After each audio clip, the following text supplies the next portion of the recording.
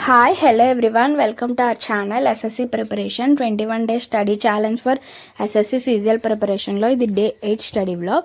ఈ స్టడీ వ్లాగ్లో ఏమేమి చదివాని చెప్తాను. ఇంకా ఇంగ్లీష్తో స్టార్ట్ చేశాను. ఇంగ్లీష్లో వొకాబులరీ పార్ట్లో one word substitutions, synonyms and antonyms, common list ఎస్ఎస్సీలో అడుగుతారు కదా, అవి చదివాను.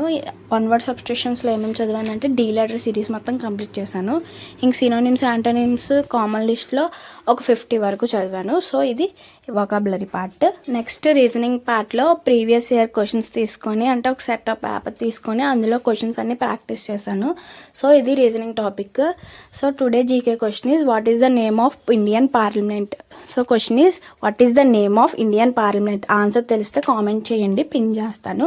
లాస్ట్ వీడియో క్వశ్చన్ ఆన్సర్ వచ్చి article 17. Which article is abolition of untouchability. Then answer is article 17. So ఇది రీజనింగ్ పార్ట్. రీజనింగ్ కంప్లీట్ అయిపోయిన తర్వాత ఇంక స్టాటిక్ జీకే స్టార్ట్ చేశాను. సో స్టాటిక్ జీకేలో ఏమేమి చదివాను అంటే ఫస్ట్ ఇంటర్నేషనల్ ఎయిర్లైన్స్, మనకి ఎయిర్లైన్స్ ఉంటాయి కదా ఇంటర్నేషనల్వి, అవి 5000 ఉంటాయన్నమాట, అవి చదివాను.